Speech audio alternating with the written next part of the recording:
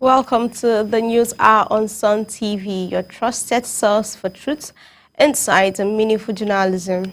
Stay connected with us on Facebook at Sun TV and stream live on YouTube at Sun TV Live. Now let's get started with top stories rocking the headlines. Emir of Muri, Abbas Tafida, opposes the ongoing strike action in Taraba and calls for dialogue through negotiation. And Uganda arrests 7 suspects over fake $70,000 gold deal involving ex-Nigerian lawmaker. Still on Taraba, the state governor urges unity amid ongoing strike, called for collaborative solutions. I am Messenger with the news in full. Earlier today, the governor of Taraba State, Dr. Abu Keifas, has voiced his concerns over the ongoing strike, emphasizing that his remarks are not meant to be confrontational, but reflect a shared commitment to seeing the state strive. He expressed regret that strike actions have become a recurring challenge, describing them as a source of frustration, continuing his address and calling for unity of purpose. He urged all stakeholders to foster collaboration, cautioning that Taraba State cannot afford to remain caught in a perpetual cycle of strike threats, which impeded progress and undermined the collective goals of its people. To be very honest, I'm not in a very happy mood. So this morning I want to speak my heart before we can sit somewhere and discuss after asking questions. I want to speak to everyone in Taraba State and also addressing our union leaders. I'm addressing it today not out of confrontation, but out of deep concern and a shared desire for the progress of our state. Since the inception of my administration, I have always considered our civil servants, our teachers, our university workers, and indeed all the citizens as my first priority. From the first day I took office, we have worked hard to restore dignity in public service, and we are still doing so.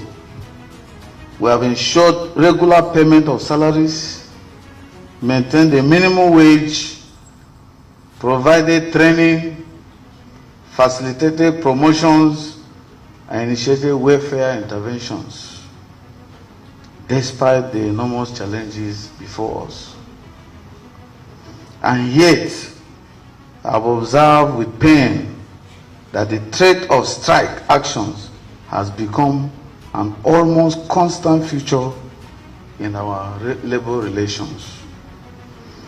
I must say frankly, this is disturbing, discouraging, and frustrating.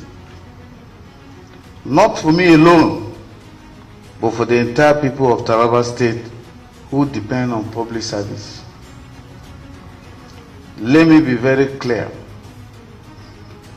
Governance is a collective responsibility.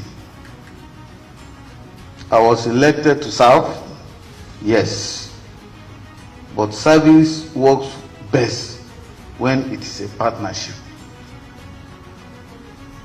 I have never claimed perfection, and I'm the first to admit that our resources are limited. But we must be reasonable in our approach to solving our challenges. We face serious crises in our education system, in the state of our roads and bridges, in our security and infrastructure that affect every citizen's daily life. Our classrooms need urgent upgrading. Our children deserve best facilities. Our communities need safer roads and bridges. And our farmers need secure environment to work. Every naira we spend on keeping the state running is a sacrifice we make together. And yet, despite these demands, we have never failed to pay salaries. We have kept faith with the minimum wage. We have opened channels for dialogue.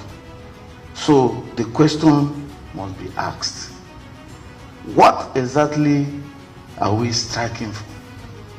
And that is what I want to know. During the interactive section with the governor, the representative of organized labor stated that they are not in confrontation with the government.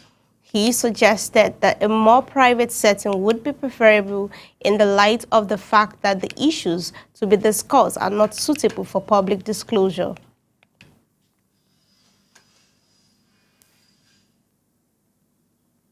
As organized labor, Your Excellency, as far as we are concerned, we don't have any problem with you.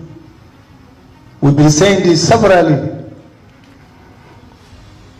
because all you've mentioned, this is what is happening in the state. You've been helping do this. There's never a day that labor have any confrontation with you. But there are issues, Your Excellency. See, at times, as organized labor, there are issues we don't want to be disclosing it in an open place like this. We felt, let's have a private with you as organized labor, then we will tell you whatever we have.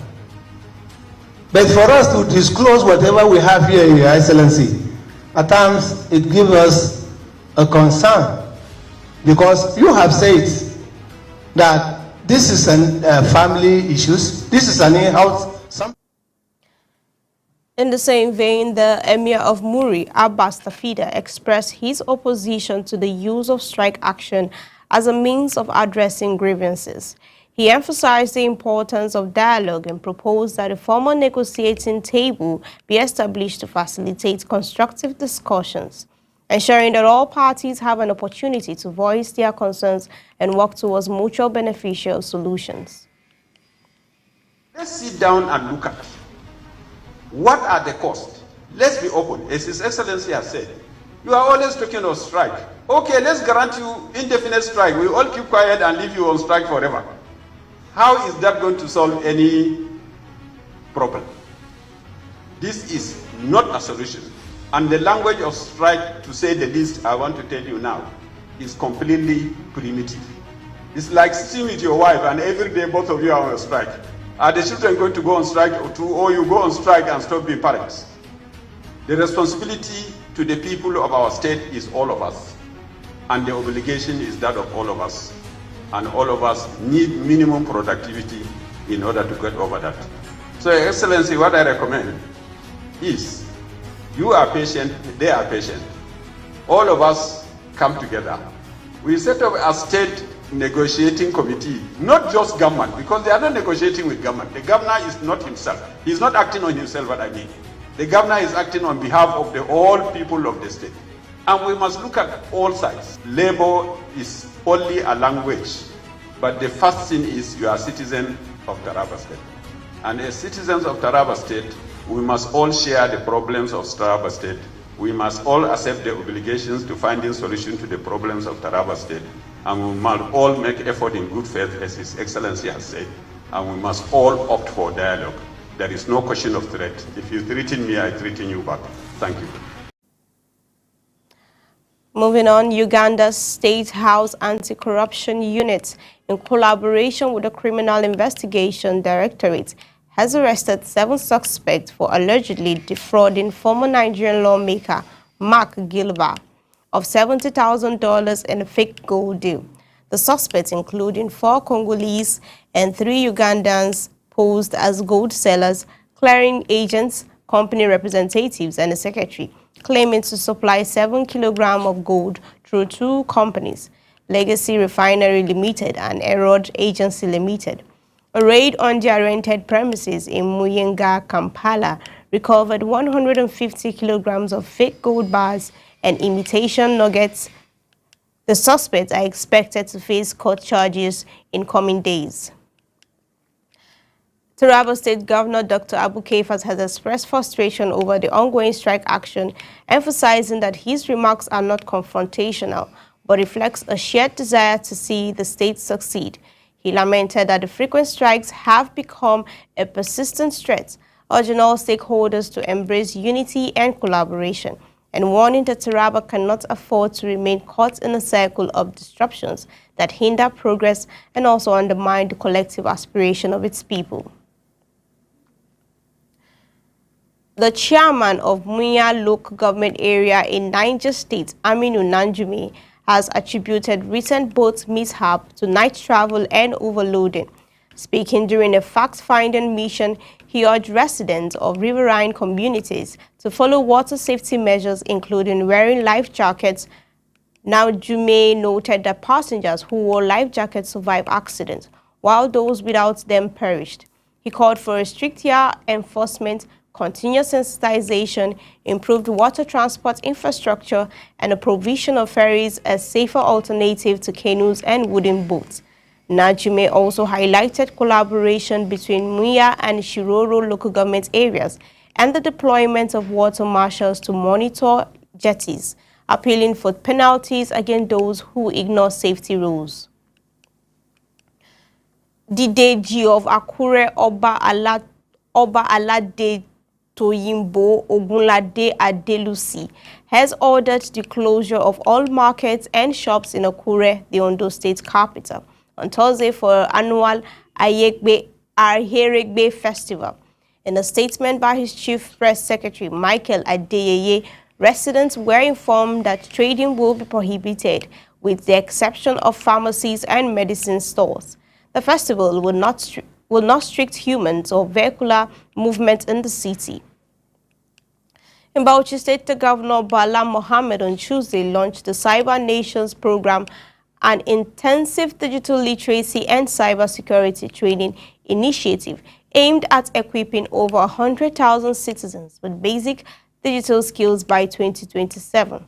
Developed with the National Information Technology Development Agency, the program would integrate digital education into schools and workforce development, while offering advanced training to 2,000 youths in fields like AI, software development, and cybersecurity.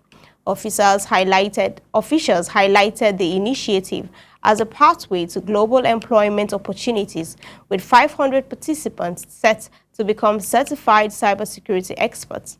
Stakeholders including Galaxy Backbone and Protexa International emphasized the importance of digital infrastructure and skills for economic growth and global competitiveness. Governor Mohammed described the program as a key step towards transforming Bauchi into a digitally inclusive and innovation-driven state. The National Drug Law Enforcement Agency, NDLA, Kano Strategic Command has arrested 49 suspects in a two-day operation targeting drug-related activities across the state. The raid conducted on August 7th and 8th led to the seizure of cannabis, pregabalin, diazepam, codeine syrup, Rifon and sock and dye, rubber solution, and locally made weapons. Operations focus on notorious drugs hotspots including Mashalasin, Idi, Frag Plaza, Kofa Mata, Kofa Wambi, Kofa Danjundi, Makabata Danjundi, Ladai Zeng, and Tasha Rimi and Rimi markets, with additional arrests at Kanu Line and Tasha Rami Motor Park. NDLA officers said the crackdown is part of efforts to dismantle drug joints, disrupt traffickers, and strengthen the effectiveness of the agency's strategic command in combating drug-related crimes. Hundreds of youths from Ukala Okwute Eziebu and Ukala Okpuno in Osimili local government area staged a peaceful protest in Asaba, demanding urgent government action on the abandoned Ukala Okwute Eziebu Ukala Okpuno road. Organized under Concerned Youth for Good Governance, the demonstrators gave the Delta State government a 30 days ultimatum to begin construction. citing the road's importance for trade, schools, healthcare, and community access. Spokesperson Comrade Henry Inuma warned that neglect had crippled economic activities, stranded farmers, and increased accidents. The youth called for a contractor mobilization, a public project timeline, and quality assurance. Chief of Staff to the Governor, Honorable Prince Johnson Ejiro, praised the peaceful protest and assured the road will receive attention ahead of the dry season. Osimili North Chairman, Honorable Innocent Eseweze, also confirmed the project is on the government's agenda, urging residents to remain calm. The FCT Council Chairman of the Nigerian Union of Journalists, NUJ, Comrade Grace Ike, has congratulated Dr. Abimbola Oyetunde on her appointment as Bureau Chairman of the FRCN Network News Annex in Lagos and Deputy Director of News. Ike described the appointment as a remarkable achievement, highlighting Abimbola's leadership, dedication, and contribution to journalistic excellence. Dr. Abimbola, the first female Deputy National President of the NUJ, is celebrated as a trailblazer in the media industry. Ike expressed confidence that her leadership will strengthen FRCN's news operation and uphold high standards of ethical reporting, wishing her success in her new role. In Kogi State, the police command has arrested 582 suspected criminals in the past 7 months. Commissioner of Police Mila Dantawaye announced the arrest including 157 kidnappers, 192 armed robbers, 82 homicide suspects, 38 charged with unlawful firearm possessions, 7 for rape, 6 cultists, and 168 others. Dantawaye stated that the command dismantled criminal network, rescued kidnapped victims, and recovered firearms, ammunition, and vehicles from suspects. He emphasized the importance of strong media relations to enhance accurate reporting and public trust, urging journalists to remain professional and report suspicious activities. The chairman of Kogi Correspondent Chapel of the NUJ, Shegun Salami, praised the police leadership and reaffirmed the media's commitment to supporting crime-fighting efforts and fostering societal harmony. In Kwara State, the government has planned to renovate 898 public secondary schools to create more conducive learning environments. The project coordinator of the Kwara State Adolescent Girls Initiative for Learning and Empowerment, Adeshina Salami, announced, speaking during a 5-day training for over 5,000 school-based management committee members at the College of Education, Ilorin. Salami said the committee will oversee the school renovations. The training part of the AGILE project 1.2 renovation subcomponent focuses on school improvement planning and role of SBMCs in ensuring quality and transparent use of funds.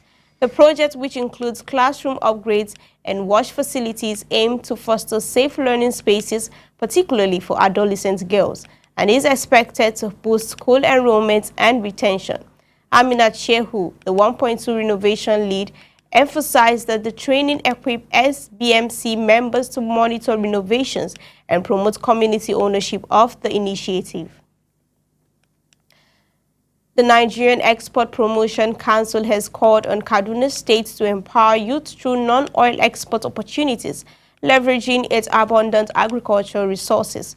At the Youth Export Development Program teamed From Passion to Port, Unlocking Youth Export Potential, NEPC's Executive Director, Noye Aineyi, represented by State Coordinator Kajuri Sado, urge equipping youth-led businesses to compete globally in products like ginger, maize, tomatoes, soybeans, and cotton, emphasizing capacity building, mentorship, and trade facilitation. Ayeni stressed transforming youth into wealth creators. Kadas Mohammed really highlighted the need for structure, financing, and international trade training, while the Youth Ministry pledged partnership with NEPC to advance Governor Uba Sane's vision of innovative, self-reliant youth. We're stepping into a brief commercial break. Stay with us. The most captivating stories are just moments away.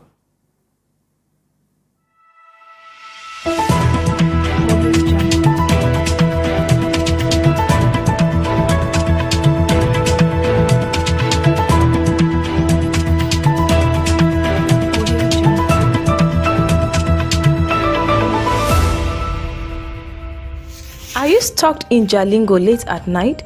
Need a safe and reliable ride fast? Introducing Supercab, Jalingo's trusted ride-hailing service from anywhere in the city. We will pick you up right at your doorstep. Book a ride in seconds. Safe, fast and affordable. Visit www.supercab.com.ng or download the Supercab app today. Supercab, your ride your way.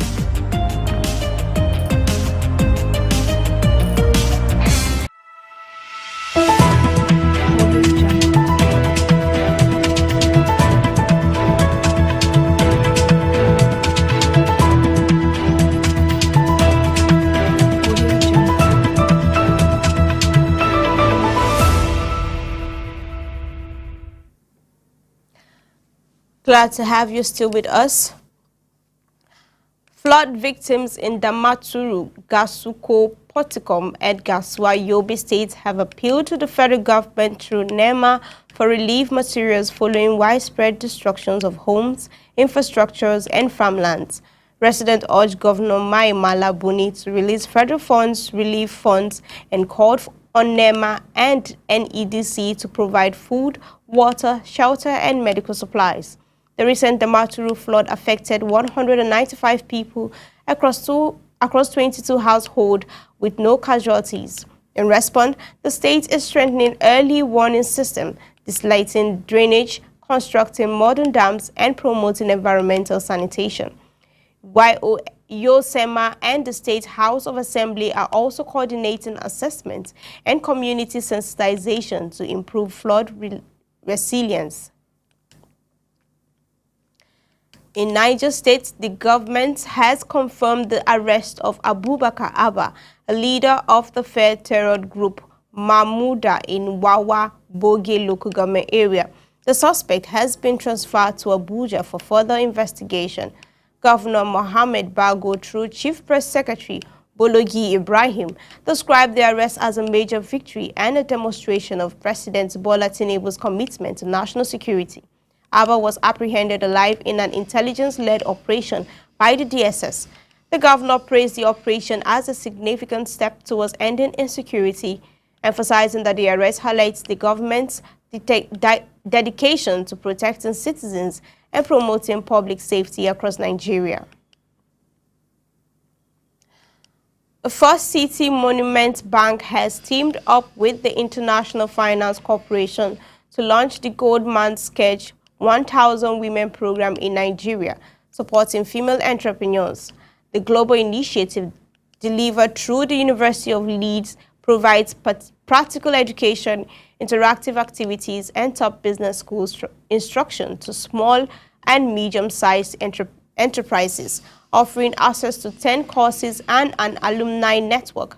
Through its She Ventures initiative, the bank has disbursed zero-interest loan totaling 800 million naira and provided training and mentorship to thousands of women-led businesses. Application for the online program open to start-up and existing female entrepreneurs nationwide and closes on August 31st, 2025. And that is the end of this edition of News Hour on Sun TV. Connect with us on Facebook at Sun TV and subscribe to our YouTube channel at Sun TV Live for more breaking stories, in-depth reports, and expert commentary. And my name is